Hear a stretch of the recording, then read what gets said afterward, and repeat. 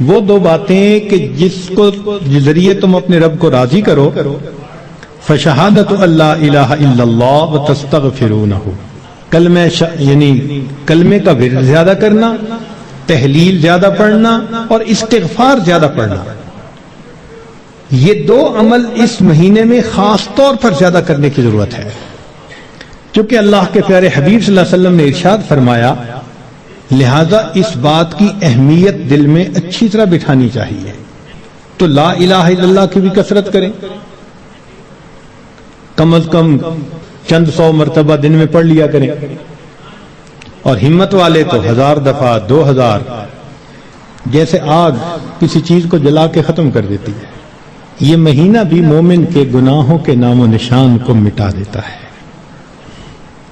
زمین اگر ناپاک ہو تو ایک طریقہ تو یہ ہے کہ اتنی بارش برسے کہ ساری گندگی بہہ جائے، اب جب زمین دوبارہ خشک ہوگی تو پاک کہلائے گی، اور دوسرا طریقہ یہ ہے کہ اس زمین پر سورج کی تپش اور گرمی اتنی پڑے کہ وہ گرمی اس نجاست کا نام نشان رنگت ہر چیز کو ختم کر کے رکھ دے، زمین پھر پاک کہلائے گی۔ تو یہ مثال ہے رمضان کی کہ اس مہینے میں اللہ رب العزت کی طرف سے اتنی رحمتوں کی بارش ہوتی ہے کہ انسان کے دل کی نجاستوں کو وہ مٹا کے رکھ دیتی ہے۔ یا یوں سمجھ لیں کہ اس مہینے میں برکات کی ایسی تپش آتی ہے انسان کے دل پر، نور کا سورج جو طلوع ہوتا ہے تو وہ دلوں کو اس قدر حرارت پہنچاتا ہے کہ دلوں کی نجاست کو مٹا کے رکھ دیتا ہے، اس لیے اس کو رمضان کہا گیا۔ حدیث مبارکہ میں اس کے مختلف نام ہیں۔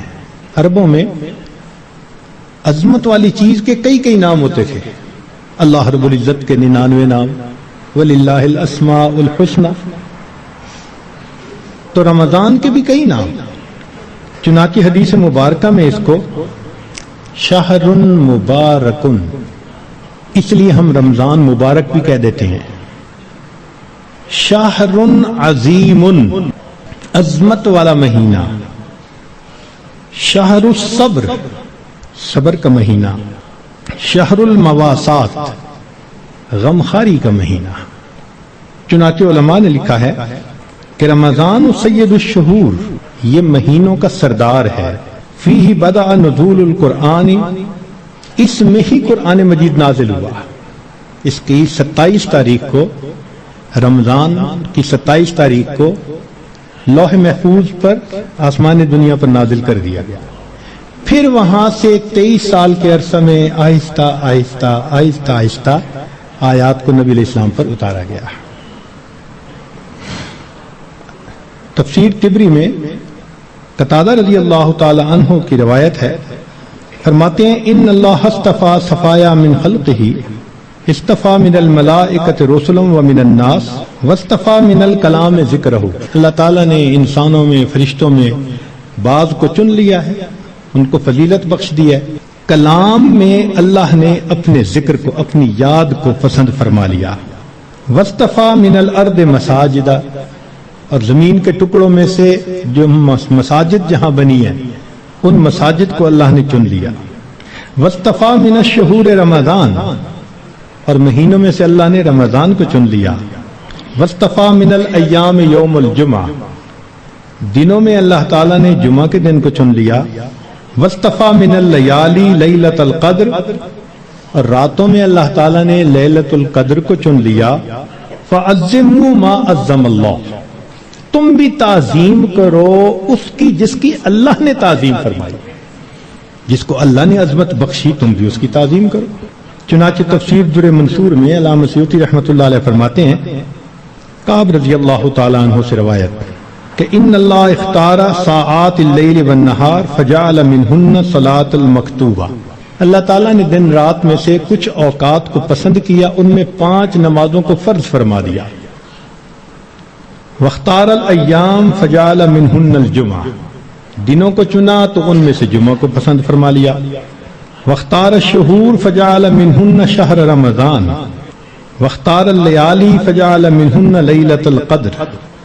تو جب اللہ رب العزت نے لیلۃ القدر کو اتنی عظمت بخشی اور اس مہینے کو اتنی عظمت بخشی، تو ہمیں بھی چاہیے کہ ہم اس مہینے کی برکتوں سے فائدہ اٹھانے والے بن جائیں۔ چنانچہ علامہ طبرانی رحمۃ اللہ علیہ مجموع الزوائد میں سید الشہور شہر رمضان و سید الایام یوم الجمعہ، نبی علیہ السلام اس مہینے کا انتظار فرماتے تھے۔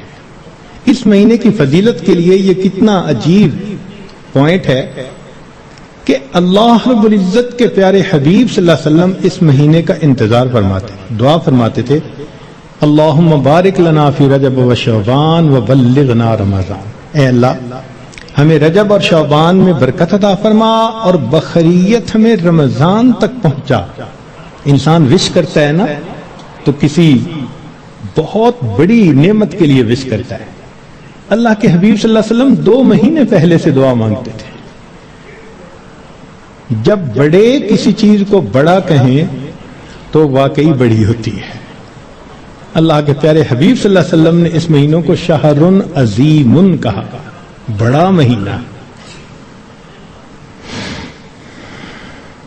چنانچہ مسلم شریف میں ابو ہریرہ رضی اللہ عنہ سے روایت ہے کہ الصلوات الخمس والجمعۃ الی الجمعۃ ورمضان الی رمضان مکفرات ما بینہن اذا اجتنبت الکبائر، اگر کبائر سے بچا جائے تو جمعے سے جمعہ 5 نمازیں اور ایک رمضان سے دوسرے رمضان تک کے جتنے گناہ ہوتے ہیں وہ سارے کے سارے اللہ تعالیٰ معاف فرما دیتے ہیں۔ چنانچہ کنز العمال میں لکھا ہے کہ اذا سلمت الجمعۃ سلمت الایام، جمعہ اگر اچھے انداز سے کسی نے گزار لیا تو باقی دن بھی اس کے اچھے گزر جائیں گے۔ وَإِذَا سَلِمَ رَمَضَانُ سَلِمَتِ السَّنَةُ، اور جس نے رمضان اچھے انداز سے گزار دیا آنے والا پورا سال اس کا اچھا گزار دیا جائے گا۔ امام ربانی مجدد ثانی رحمۃ اللہ علیہ اپنے مکتوبات میں فرماتے ہیں کہ یہ رمضان کا مہینہ آنے والے سال کا ایک نمونہ ہوتا ہے۔ جس انداز سے بندہ گزارتا ہے اللہ تعالیٰ بقیہ سال انہی اعمال کی توفیق عطا فرما دیتا ہے۔ مثال کے طور پہ ایک نوجوان اگر چاہتا ہے کہ میں اپنی آنکھوں کا پرہیز کروں، غیر محرم سے اپنی آنکھوں کو بچاؤں، تو وہ رمضان میں اس کی مشق کر لے۔ اگر پورا رمضان غیر محرم سے نظر بچا لی، بقیہ پورا سال اللہ اس کو توفیق عطا فرما دے گا۔ آپ پورا رمضان تہجد کی پابندی کر لیجئے، تلاوت کی، اعمال کی پابندی کر لیجئے، اور پھر دیکھیے بقیہ پورا سال وہ کام کس طرح آسان ہو جاتے ہیں، اللہ تعالیٰ توفیق دے دیتے ہیں اس بندے کو۔ اس لیے ہمارے اکابر رمضان کو بہت اہتمام کے ساتھ گزارتے تھے۔ بلکہ بخاری شریف کی روایت ہے کہ ایک صحابیہ حج پہ جانا چاہتی تھی، خاوند نے نہ کر دی۔ پوچھا بھی کیوں؟ اس نے کہا سواری نہیں ہے۔ اس نے کہا فلاں اونٹ تو ہے۔ اس نے کہا وہ میں نے صدقے کی نیت کر لی، اب وہ میرا نہیں، وہ اللہ کا ہے، اب میں تمہیں نہیں لے کے جا سکتا۔ خاموش ہو گئی۔ خاوند جب حج کر کے واپس آیا تو وہ عورت نبی علیہ السلام کی خدمت میں حاضر ہوئی، اے اللہ کے حبیب صلی اللہ علیہ وسلم، میرا بڑا جی چاہتا تھا میں حج کروں، مگر میرے خاوند نے کہا کہ سواری نہیں، اور میں نے صدقے کا اونٹ تھا بتایا تو اس نے کہا میں اس کو نہیں استعمال کر سکتا۔ تو نبی علیہ السلام نے پہلے تو خاوند کو سمجھایا کہ دیکھو یہ حج کا عمل بھی اللہ کے راستے میں جانے والا عمل تھا، تم اگر اس اونٹ پر اس کو یہ حج کروا دیتے تو اس میں کوئی حرج نہیں تھا، مگر ساتھ ہی یہ فرما دیا اس عورت کو کہ اچھا اب تم رمضان میں عمرہ کر لینا، اللہ تعالیٰ تمہیں میرے ساتھ حج کرنے کا ثواب عطا فرمائیں گے۔ یہ بخاری شریف کی روایت ہے۔ تو رمضان مبارک کو اللہ رب العزت نے ایسی فضیلت عطا فرمائی۔ چنانچہ کنز العمال میں ہے کہ اذا کان اول لیلۃ من شہر رمضان صفدت الشیاطین ومردت الجن، کہ جب رمضان کی پہلی رات آتی ہے تو شیاطین، سرکش جن، ان کو قید کر دیا جاتا ہے، باندھ دیا جاتا ہے۔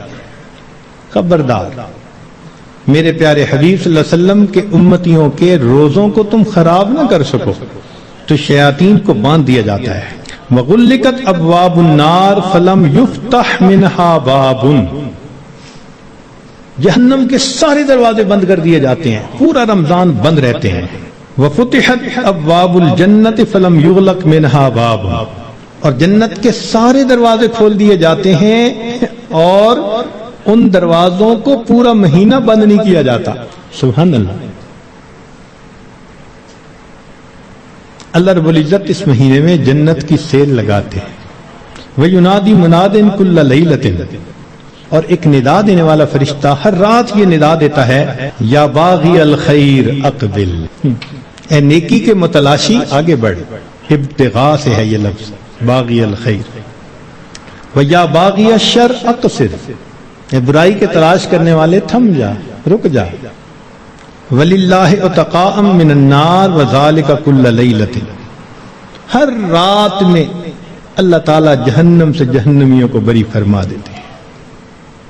اب یہاں طالب علم کے ذہن میں ایک سوال پیدا ہوتا ہے کہ رمضان مبارک میں شیاطین تو قید ہو گئے، پھر کیوں برائیاں ہوتی ہیں، غفلتیں ہوتی ہیں؟ تو علماء نے اس کے کئی جواب دیے۔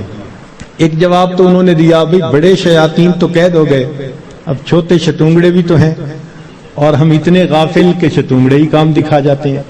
دوسرا علماء نے یہ کہا کہ شیطان کی وجہ سے نفس کے اندر اتنی خباثت آ جاتی ہے کہ شیطان اگر باندھ بھی دیا جاتا ہے تو نفس اس کا کارندہ بنا رہتا ہے، وہ انسان کو گناہوں پر اکسائے رکھتا ہے۔ یا برے دوست ہوتے ہیں، یار بد، ان کی وجہ سے انسان رمضان میں بھی نیکی پر نہیں آتا۔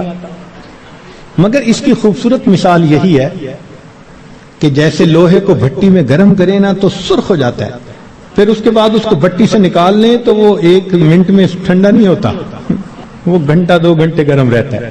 تو شیطان نے انسان کو گناہوں کی بھٹی میں اتنا گرما دیا ہوتا ہے کہ ان لوگوں کے لیے رمضان کا مہینہ آ بھی جاتا ہے تو وہ گرمی اسی طرح موجود رہتی ہے۔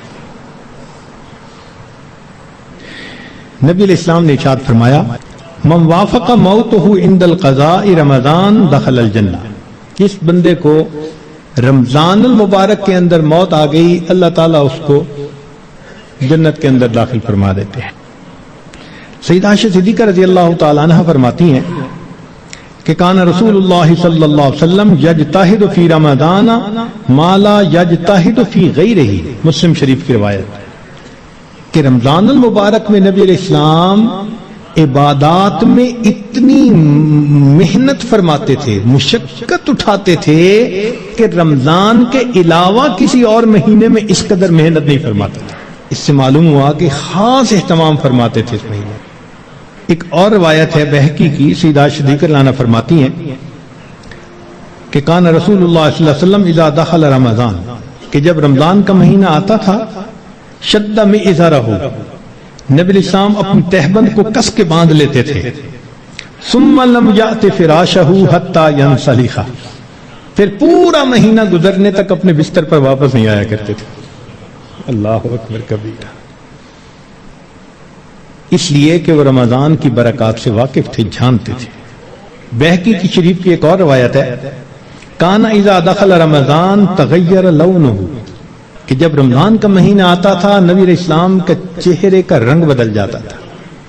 اللہ اکبر کبیرہ، وکثرت صلاتہ، اور نبی علیہ السلام نماز نفل کثرت کے ساتھ پڑھتے تھے۔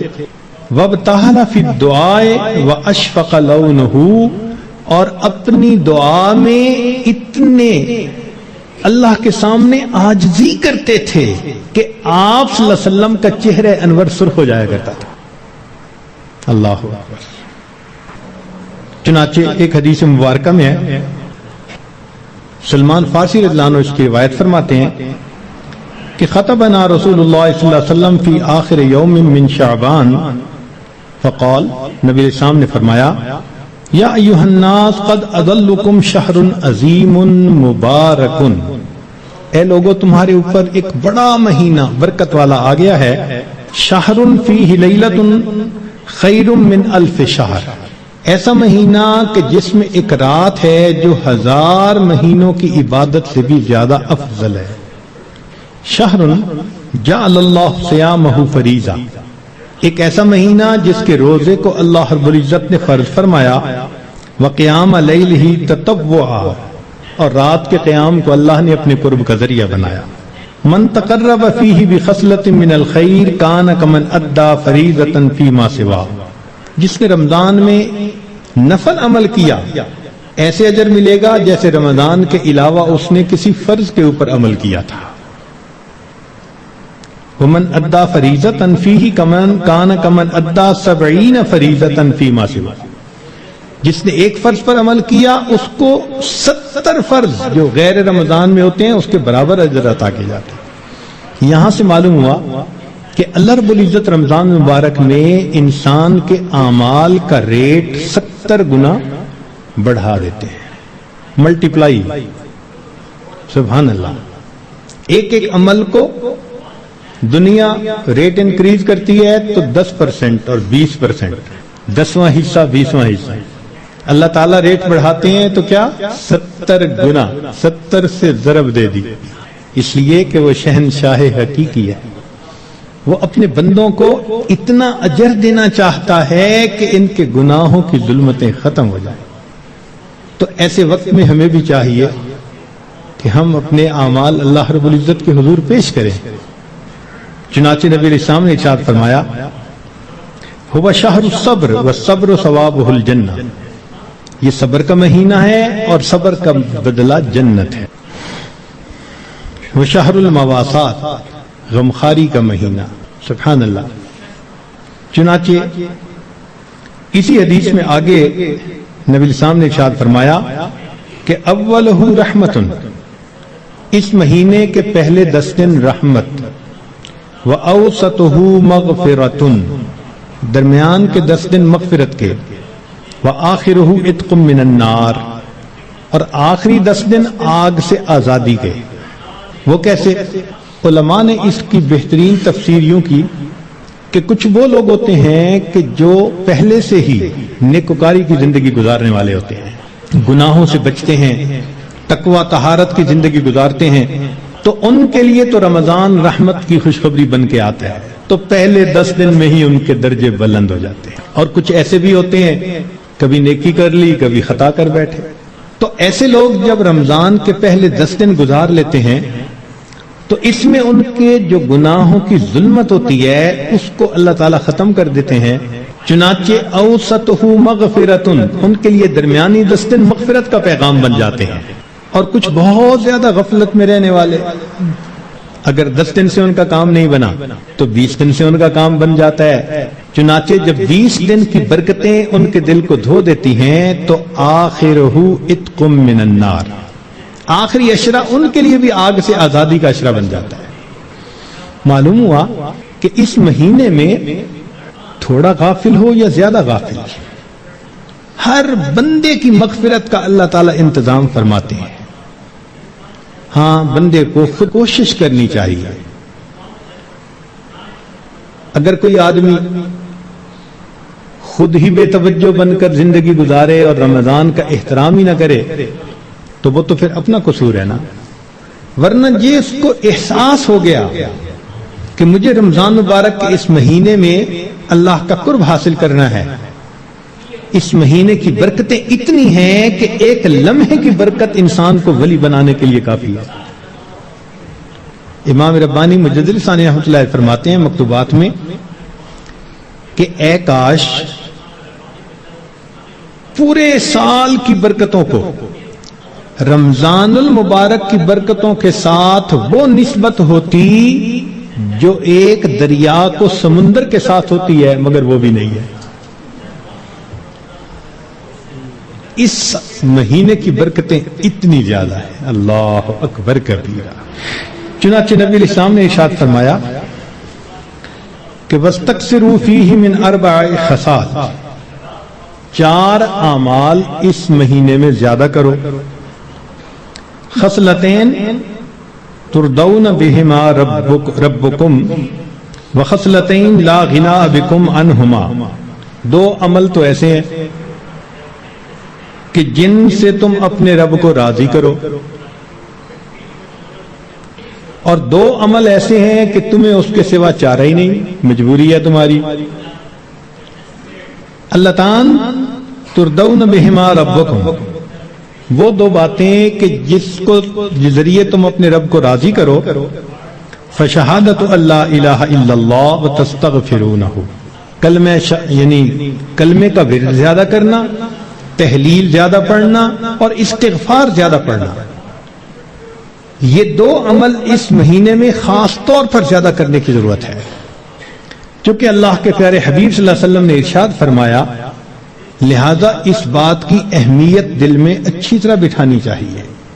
تو لا الہ الا اللہ کی بھی کثرت کریں، کم از کم چند 100 مرتبہ دن میں پڑھ لیا کریں، اور ہمت والے تو 1000 دفعہ 2000۔ ایسے لوگ ہیں ہر دن میں رمضان کے 10,000 مرتبہ تحلیل پڑھتے ہیں۔ اس وقت ایسے لوگ ہیں رمضان المبارک کے ہر دن میں ایک قرآن مجید کی تلاوت مکمل کرتے ہیں۔ نوجوان ہیں، کما رہے ہیں، وقت تو ایک جیسا ہے ہمارا بھی اور ان کا بھی، لیکن انہوں نے یہ محسوس کر لیا کہ اس وقت میں ہم نے اللہ کو راضی کر کے ہٹنا ہے۔